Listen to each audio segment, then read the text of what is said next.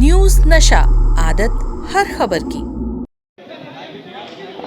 अरे इतना काहे हेडलाइन भी अरे हो गया तो आ जाएगा, सबका आ जाएगा भाई। ऑडियो का नहीं ना आएगा। चलिए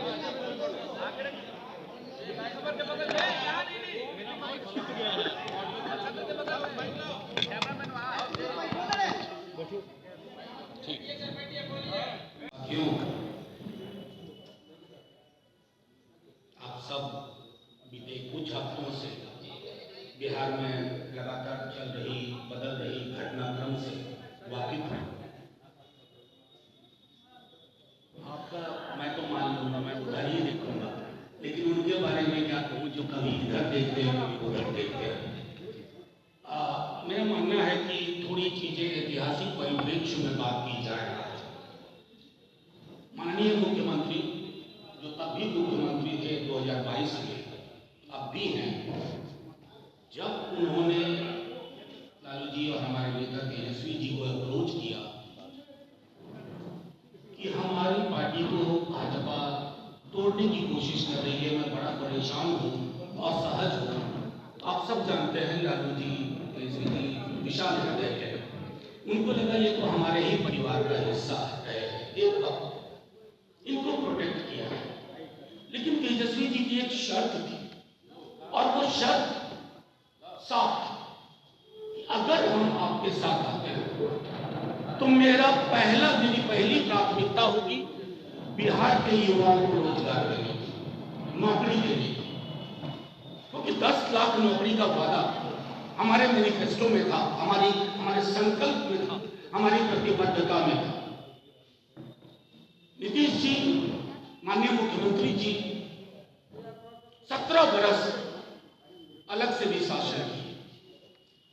बिहार की चर्चा पूरे देश में आप सब जानते हैं, कई अन्य कारणों से हुआ करता था, लेकिन पहली बार बिहार की चर्चा हुई जब लाखों लोगों को नौकरियां हुई। ये उनका कमिटमेंट था। 17 महीने रहे वो, 4 लाख से ऊपर नौकरियां मिली। और आज की भी जो प्रेस कॉन्फ्रेंस है, कुछ चीजें आपके समक्ष रखना चाहता हूं। 17 बरस बनाम 17 महीने, ये आप सब जानते हैं, हम नहीं कहना चाहेंगे। बिहार का युवा किसी भी जाति का हो, किसी भी धर्म का हो, आज उसमें हताशा का माहौल है, क्योंकि उसने सपने देखने शुरू किए थे। हर गांव के एक व्यक्ति को नौकरी मिली है, 2 व्यक्ति को नौकरी मिली है, 3 व्यक्ति को नौकरी मिली है, कोई पड़ोस सूना नहीं है नौकरी के बिना। तो सरकारें बनती क्यों है? सरकारें मंदिर मस्जिद की साइज के लिए नहीं बनती, गुरुद्वारे के लिए बनती, रोजगार के लिए बनती है, बेहतर सड़कों के जाल के लिए बनती है।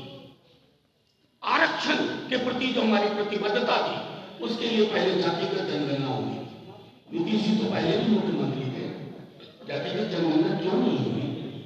किसने ये आवाज उठाई थी? विधानमंडल में शिष्टमंडल के साथ कौन गया? तेजस्वी जी।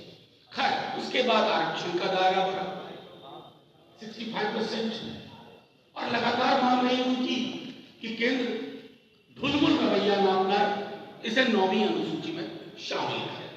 बहरहाल ये केंद्र के विवेक पर, उनके संकीर्ण मानसिकता के बारे में मैं कुछ कहना नहीं चाहता। अभी 1,35,000 से ज्यादा पद सृजित कर चुके हैं, तेजस्वी जी कर चुके थे स्वास्थ्य विभाग में। 1,35,000 सब कुछ हो चुका है।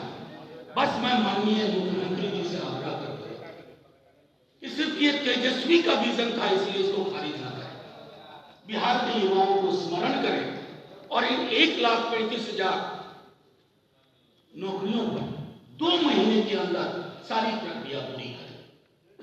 क्योंकि तेजस्वी का आइडिया था, अरे क्रेडिट उसको जाएगा ना, हम इतनी छोटी राजनीति पर भरोसा नहीं करते, क्रेडिट लोग दे रहे हैं, क्या करें, लोगों का मुंह बंद करते। 1 लाख शिक्षकों की नियुक्तियां भी पाइपलाइन में करके होने के लिए थे। 1 लाख उन पर भी आपका, उन शिक्षकों की नियुक्तियों का आपका कोई विभाजन ना बनना पड़े, आप उनको पूरा करें 30 से 40 दिन के अंदर, तो एक संदेश जाएगा। लेकिन अगर आपको लगे करे तेजस्वी ने उसकी उसके उसके मिनिस्ट्री ने, उनके मंत्रिमंडल ने, उनके सहयोगियों ने ये किया था, इसको ना किया जाए।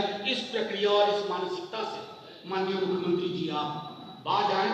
बिहार की भलाई के अलावा हमारी पार्टी का कोई एजेंडा नहीं है। मैं बार बार दोहरा रहा हूं, इन 17 महीनों में बिहार की चर्चा पॉजिटिव एजेंडे के साथ हुई, बल्कि मुख्यमंत्री जी जब कभी सदन में या कुछ बोल गए, हमने कहा ना, इससे विचलित नहीं होना, ये विचलित नहीं होना, उन्हें भी समझाया, आगे बढ़े। गृह विभाग और अन्य विभागों, मसलन सहकारिता, ग्रामीण कार्य विभाग की पार्टी से पूछिए ना महाराज। मैं सिर्फ इतना कहना चाहता हूं, आप सब जानते हैं बिहार में कि तेजस्वी जी ने इस बात को उठाया, फिर नीतीश जी ने उनसे मुलाकात की, आप सबको पता है, बंद कमरे में। उसके बाद नीतीश जी दिल्ली तक गए, तेजस्वी जी ने ही प्रधानमंत्री के समक्ष सारी बातें रखी। प्रधानमंत्री जी की चुप्पी भी ऐतिहासिक दस्तावेज।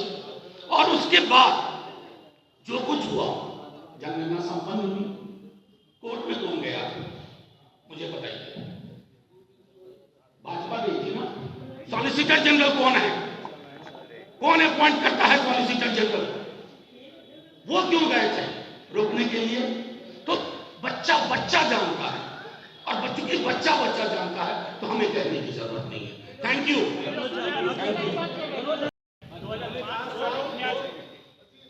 आपको मैं सिर्फ इतना बता, वो तो 17 बरस से थे, अगर किया होता तो ये करने की जरूरत ही नहीं पड़ती तेजस्वी जी को। 17 बरस में कितने रोजगार दिए? 17 महीने में क्यों इतने रोजगार मिले? एक बच्चा जानता है बिहार का कि तेजस्वी का एजेंडा था बेरोजगारी यात्रा के बाद से ही ये कमिटमेंट था, कमाई, दवाई, सिंचाई, और उस एजेंडे को हमने खोया नहीं। जब आप चल के आए कि हमको बचा लीजिए, प्रोटेक्ट करिए, तेजस्वी जी की पहली शर्त नौकरी, नौकरी, नौकरी, और उस शर्त को 17 महीने में जितना तेजी से पूरा कर सकते थे, और जो कुछ वो साइन करके निकले हैं, फाइल जिनकी तैयार है, इसको कैबिनेट में नहीं लाया जा रहा, उनका जिक्र मैंने आपके समक्ष किया। 2015 के बाद 2022 हुआ, ये 2005 के बाद 2015 हुआ, 2015 के बाद 2022 हुआ, और 2005 में जिन बच्चों का जन्म हुआ है वो वोटर नौकरी ढूंढ रहे हैं, उन्हें नौकरी दीजिए। इतिहास की विस्मृतियों में, गलत स्मृतियों में मत उलझाइए। मैं अभी भी आग्रह करूंगा माननीय नीतीश कुमार, राहुल गांधी पूरा क्रेडिट ले रहे हैं, जो कास्ट सेंसस बिहार में हुआ उसका क्रेडिट राहुल गांधी ले रहे हैं, क्या वो भूल गए हैं? कास्ट सेंसस का क्रेडिट अगर किसी व्यक्ति को जाता है तो वो तेजस्वी यादव को, और नेशनल लेवल पर इस सुर में सुर मिलाने के लिए कांग्रेस पार्टी का धन्यवाद, डीएमके का धन्यवाद।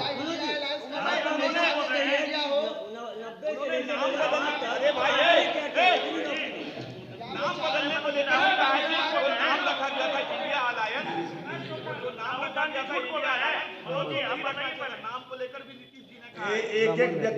एक व्यक्ति एक बार में पूछिए, मैं पहले उनका सवाल ले लूं, फिर आप तक आऊंगा, परेशान ना हो, ले लूंगा सवाल। इंडिया अलायंस जो नाम रखा गया था उसको लेकर नीतीश कुमार बोल रहे कि तो नाम बदलने के लिए भी हमने बोला था। सुनिए, मैं हर उस मीटिंग में रहा हूं, अगर सारी चीजें खोल करके सामने रख दूंगा ना, आबू बचाना मुश्किल होगा।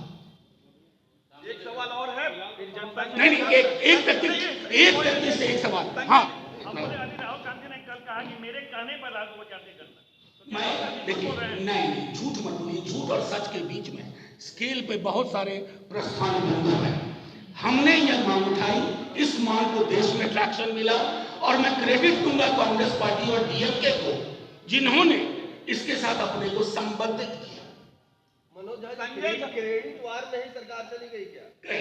कभी नहीं क्रेडिट वॉर, देखिए इसको एक तो वॉर ना कहिए, और क्रेडिट बिहार की जनता से आप माइक ऑफ करके पूछ लीजिए, नौकरी मतलब तेजस्वी, और नीतीश जी के लिए जो शब्द पर्यायवाची के रूप में इस्तेमाल होता वो उस रूप में इस्तेमाल होता। तो आप ही लोगों ने पहले जी नौकरी मतलब तेजस्वी, नौकरी मतलब लालू यादव नहीं थे 1990 से लेकर 2005 तक। ये आप जो मैंने नहीं कहा वो भी आप कहना चाहते बहुत इंपॉर्टेंट सवाल है। संजय झा ने कहा है कि नीतीश जी जब घूम रहे थे तो सारे सीएम ने जो विपक्ष के उन्होंने कहा कि कांग्रेस के साथ नहीं जाना, अलग अलायंस बनाना। क्या तो मैंने आपको पहले कह दिया, इंडिया अलायंस की हर मीटिंग में रहा हूं, बहुत सारी चीजें लिखूंगा और बोलूंगा, बहुत सारी चीजें लिखूंगा और बोलूंगा। बस अभी आप लोग कुछ लोगों के चेहरे पे बनेगा क्या नहीं, क्या सवाल कर रहे हैं आपने मुझे? मैं फिर से दोहरा रहा हूं कि आप इसको सबुटाज ना करें, इस पर कुठाराघात ना करें, तो बिहार के युवाओं को सपने देखने का मौका लगेगा। एक और चीज आपको आश्चर्य होगा, आशा एवं ममता कर्मियों के मानदेय बढ़ाने की फाइल 2 कैबिनेट से रोक दी गई थी। मैं खुद पटना में आकर के महसूस कर रहा, आशा कर्मियों के डेलीगेशन तेजस्वी जी से मिले, उनको भरोसा था, उनकी मानदेय बढ़ोतरी पर सब कुछ हो गया, हस्ताक्षर हो चुके हैं माननीय स्वास्थ्य मंत्री।